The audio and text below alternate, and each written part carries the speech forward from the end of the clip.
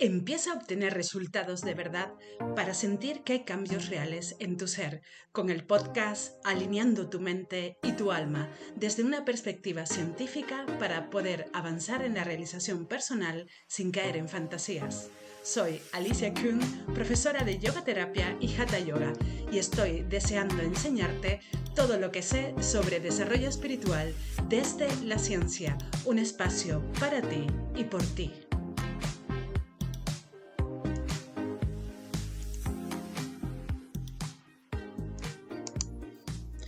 Bienvenidos al podcast número 4 con el título La base del adulto, su cerebro de bebé.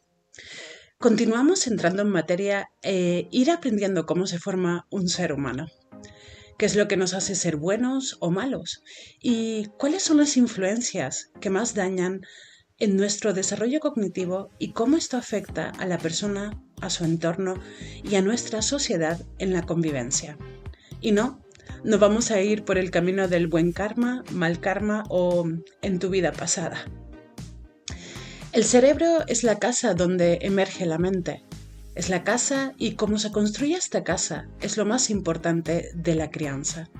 La mente es el resultado de los procesos cognitivos y esta mente es lo que tú eres.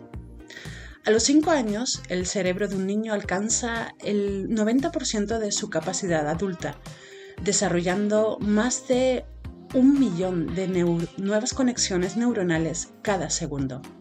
Y aún así continúa siendo un niño.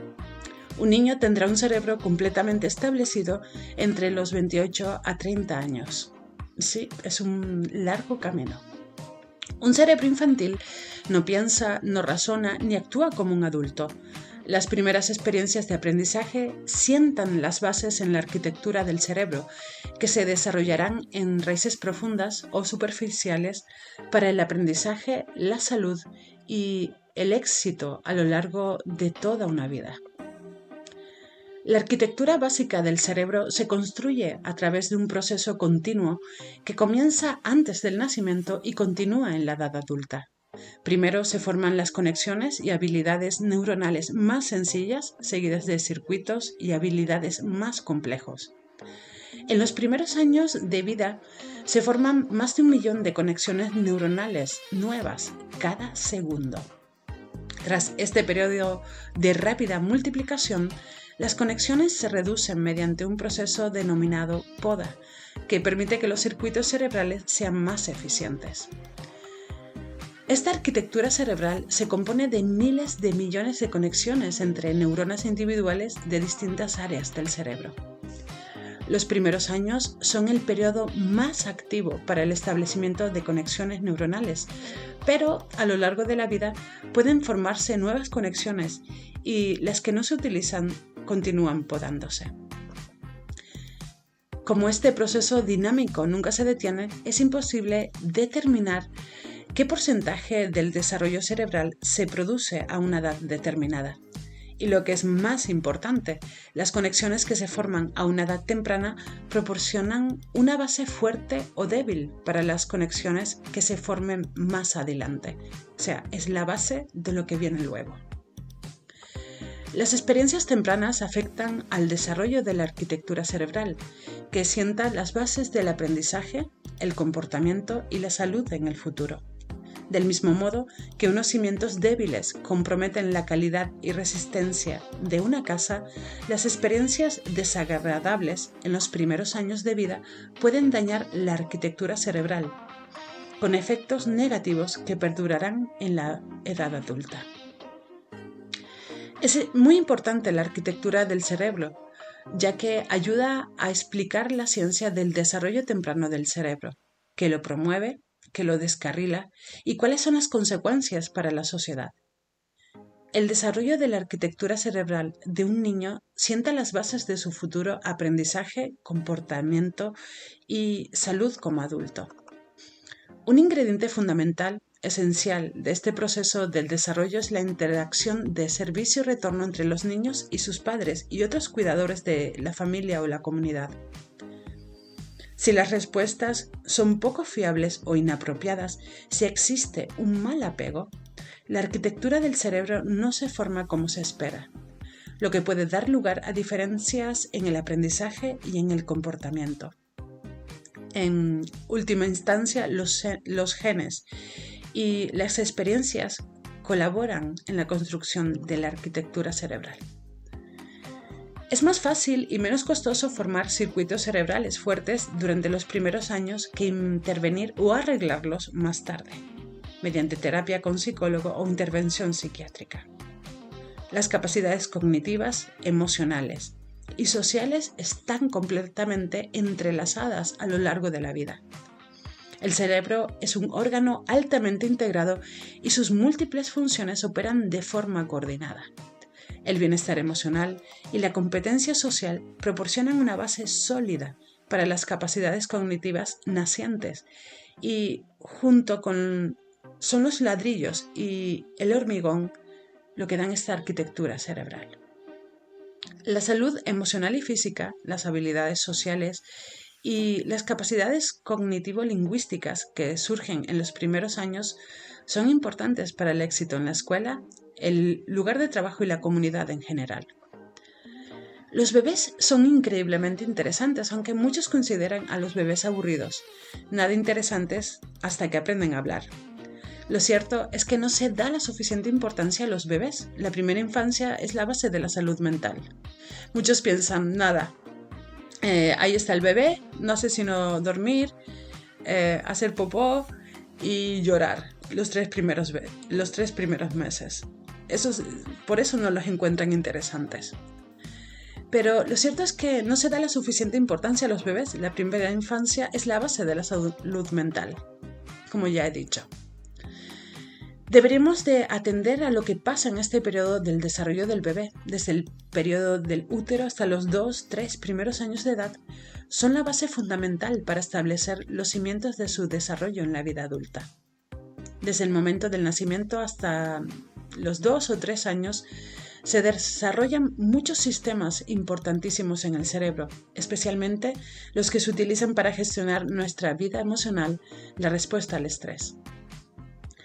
Lo que sucede en los primeros años, sea lo que sea, repercute en el cerebro y dejará una marca para siempre.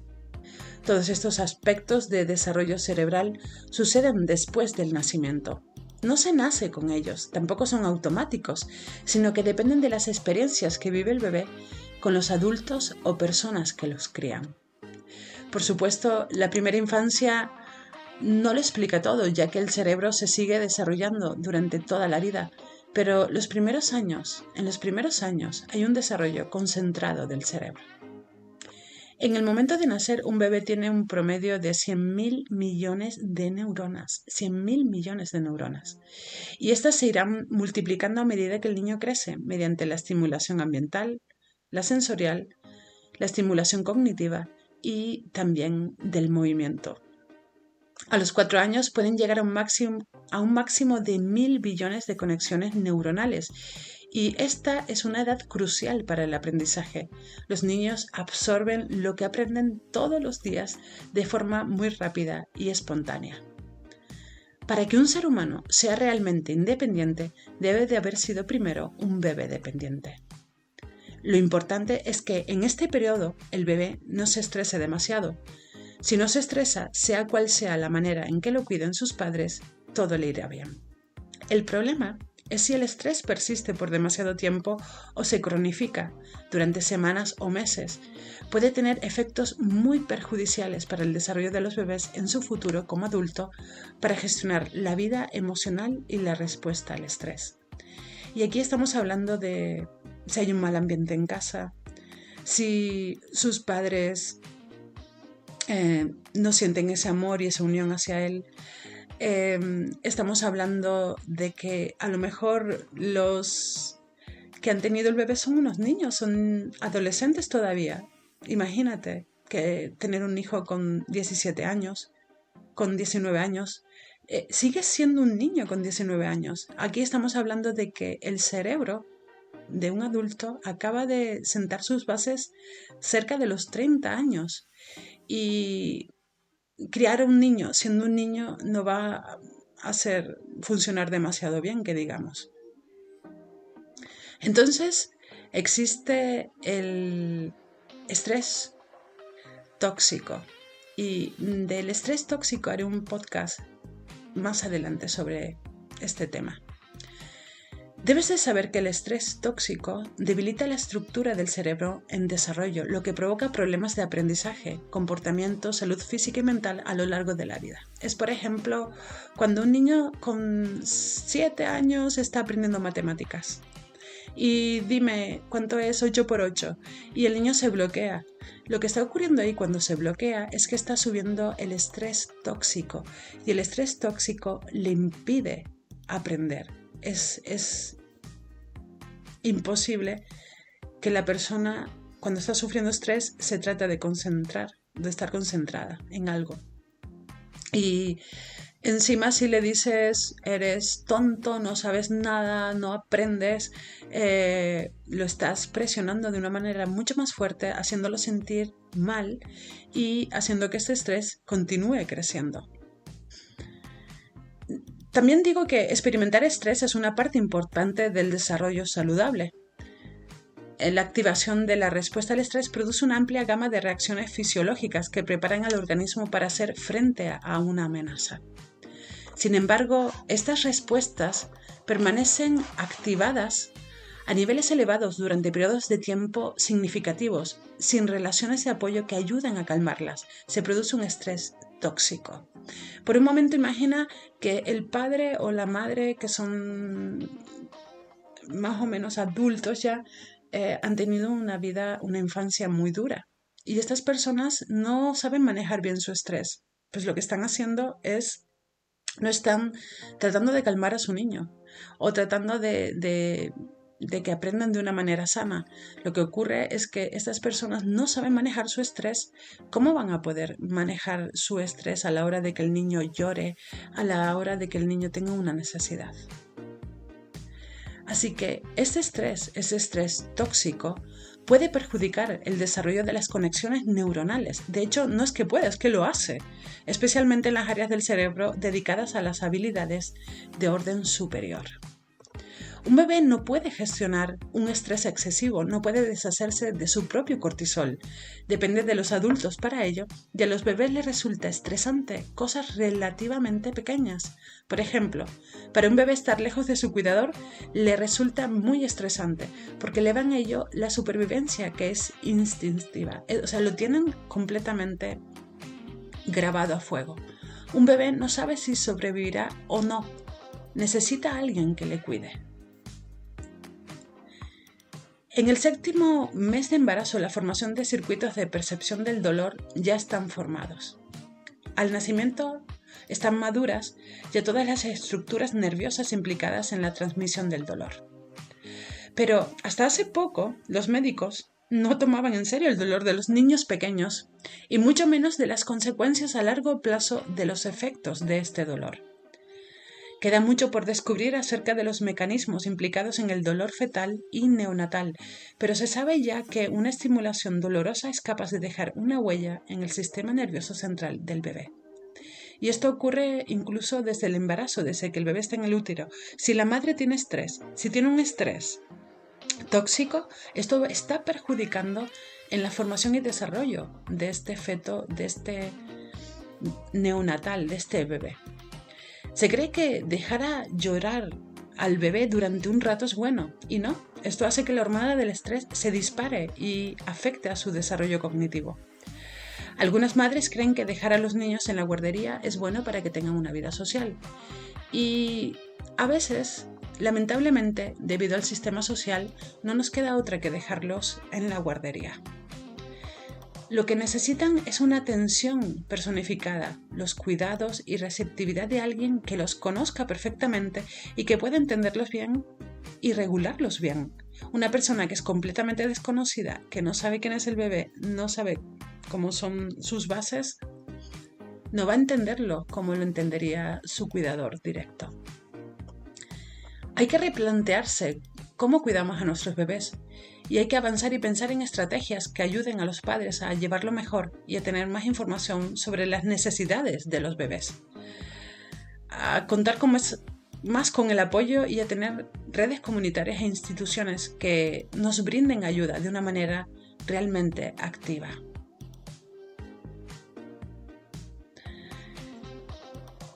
Los niños que tienen unos vínculos afectivos seguros funcionan mejor en la escuela. Su rendimiento es superior en todos los aspectos, consiguen más cosas y además logran entablar una mejor relación con sus compañeros. Pero hay tantas cosas que han pasado ya cuando llegan a la escuela.